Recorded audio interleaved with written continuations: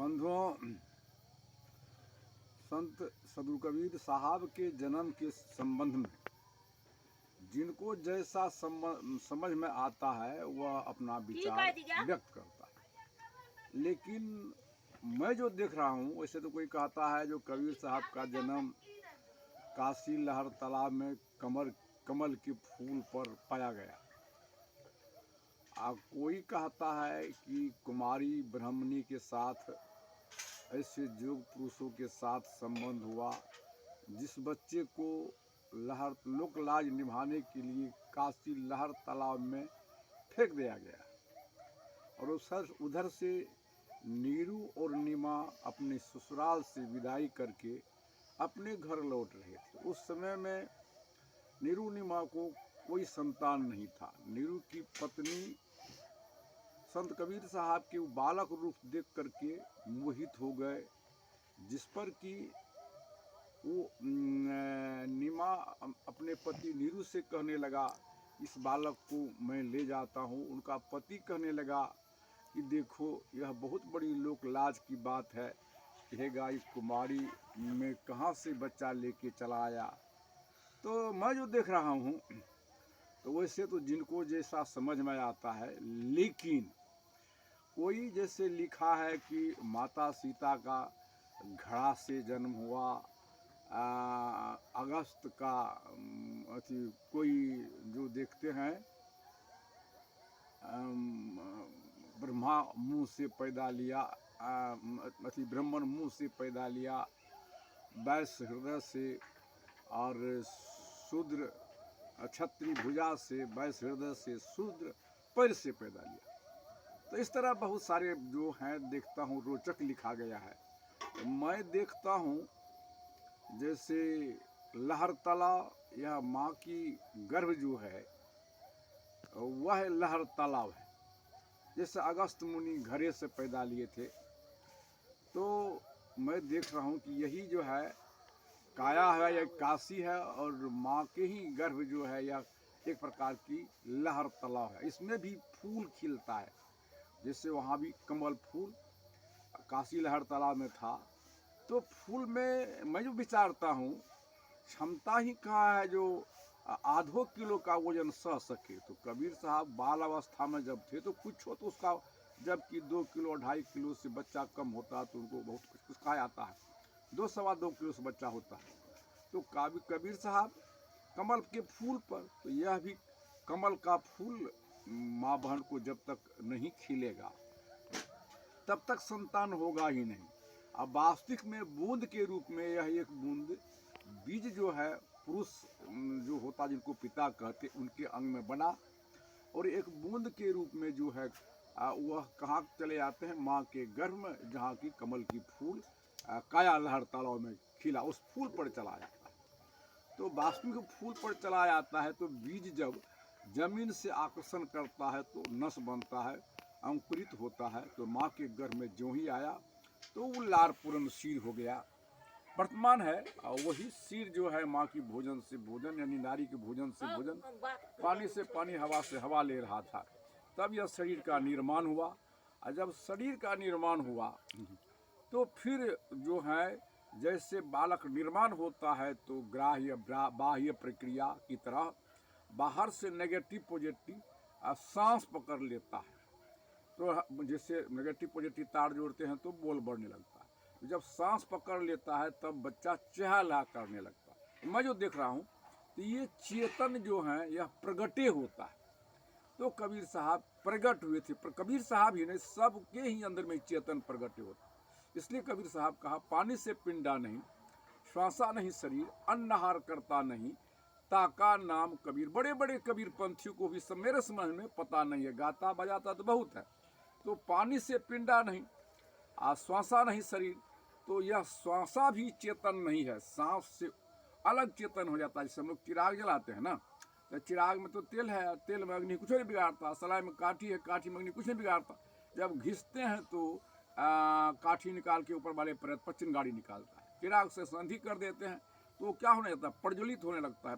वह लौ है, दीप शिखा भी समा भी कहा जाता है। तो तेल से अलग हो जाता है। एक आधार तेल है। उसी प्रकार ये ज्यों ही बाहर से निकलता है तो चेतन प्रकट होता है। आधार सांसें है, उसका ही सत्ता ये चेतन है। चेतन एक नहीं अनेक है, ये चेतन प्रकट होता है। तो पानी से पिंडा नहीं, ये पानी से शरीर नहीं बना है, लेकिन चेतन पानी से नहीं बना है।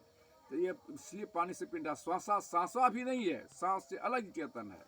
अन्न आहार, तो भोजन शरीर में जो है तीन शक्ति, जैसे गाड़ी का भोजन है तेल मोबिल है, ड्राइवर का भोजन है भात दाल।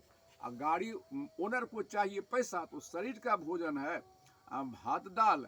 और मन का भोजन विषय मन ड्राइवर है, आत्मा का भोजन है ज्ञान ध्यान। इसलिए कबीर साहब कहते हैं कि पानी से पिंडा नहीं, श्वासा नहीं शरीर, अन्नहार करता नहीं। बड़े बड़े कोई समझ में, उसे तो मैं क्या कहूँ, अन्नहार करता नहीं ताका नाम कबीर। तो जितने भी प्राणी के अंदर में हैं, यह चेतन सबका अलग अलग है। चेतन प्रगटे होता, जैसे प्राचीन अग्नि नहीं था, हमारा पूर्वज प्राणियों की तरह जानवरों की तरह कंचे मांस खाते थे। घना जंगल में आंधी तो तूफान आई, लकड़ी सूख गई, लकड़ी से लकड़ी टकराया हवाओं की झोंका में, तो घर्षण से अग्नि प्रकट हुआ। तो अग्नि को हम पैदा नहीं करते हैं, अग्नि प्रकट हुआ। उसी प्रकार ही चेतन प्रकट होता है। और इस चेतन का जन्म नहीं होता, इसका मरण भी नहीं है। इस चेतन सत्ता फिर चेतन में विलीन हो जाता है। तो सत्ता है, जैसे हम देखते हैं जो पानी हवा के संयोग से फोका बनता है। तो जब फोका बनता है तो चलते चलते पानी के अंदर फोका के अंदर में भी हवा है, और फोका के बाहर में भी हवा है। फोका के नीचे भी जल जमा है, फोका के ऊपर भी पानी का हल्का परत होता है। चलते चलते फोका फूट जाता है, बदबूदा समाप्त हुआ, न कहीं पानी गया न कहीं हवा गया। उसी प्रकार जैसे मछली के मुंह में पानी, पेट में पानी, अगल में बगल में पानी, चलते चलते मछली का सांस रुक गया, न कहीं मछली गया और न कहीं पानी गया। जैसे मशीन, शरीर एक मशीन इंजन की तरह है। एयर किंडल द्वारा हवा, नोजल द्वारा तेल जाता है, कंप्रेशन पर मशीन चलती है। चलते चलते पार्ट बिगड़ गया, न मशीन कहीं गया और न कहीं तेल गया। उसी प्रकार शरीर यह एक प्रकार का इंजन है। और मन ही जैसे मछली सागर में विचरण करता है, तो शरीर एक प्रकार का, ये मछली का शरीर हम लोगों का शरीर, मछली का मन हम लोगों का मन। और जैसे सागर है तो उसी प्रकार जीव जो है वह सागर की तरह है। वो कहीं ऐसी बात नहीं है, उसका प्रमाण है। जैसे किसी चीज़ का डाल लीजिए वहीं से लगना शुरू हो जाता है, किसी का पात लीजिए वहीं से अंकुरित हो जाता है।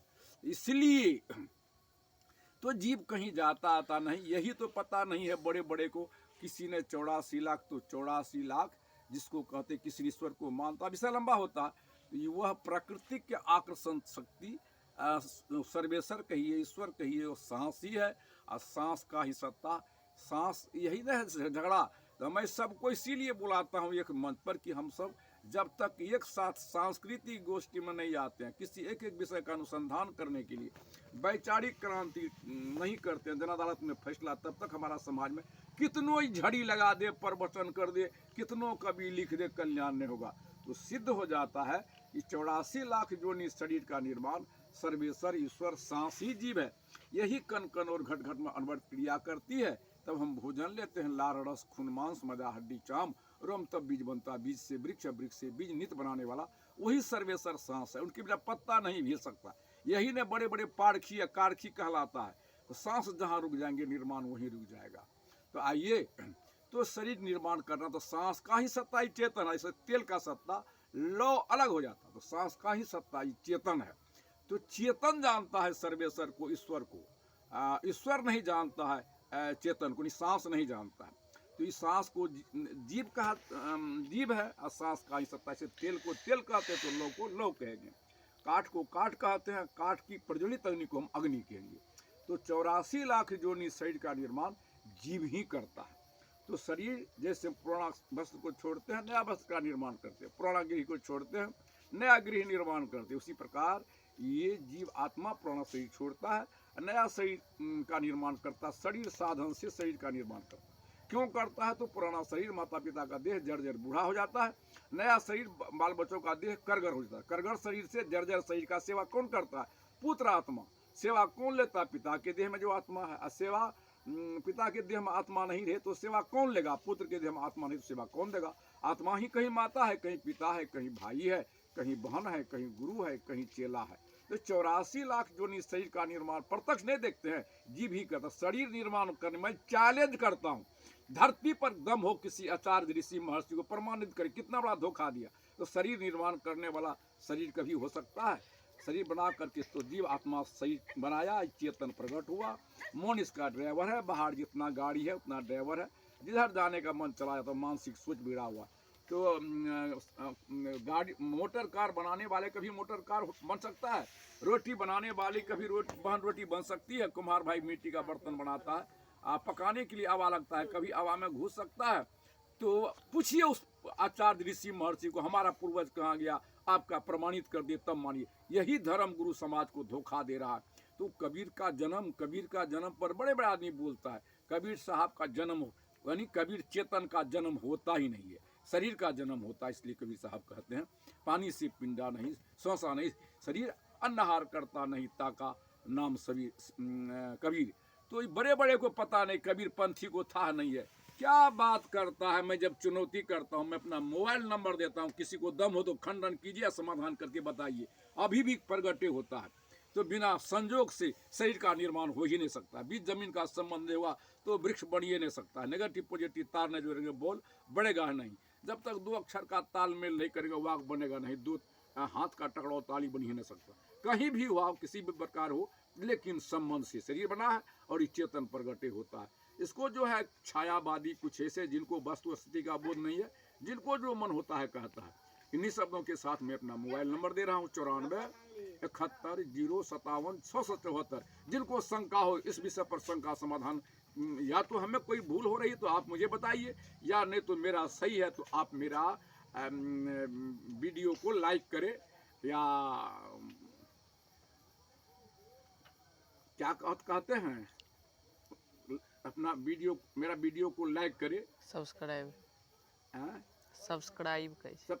करे। यानी मुझे कम बोलने के लिए, पढ़े लिखे में कम हूँ। इन्हीं शब्दों के साथ मैं तमाम श्रोता बंधुओं को नमन करता हूँ, बंदगी करता हूँ।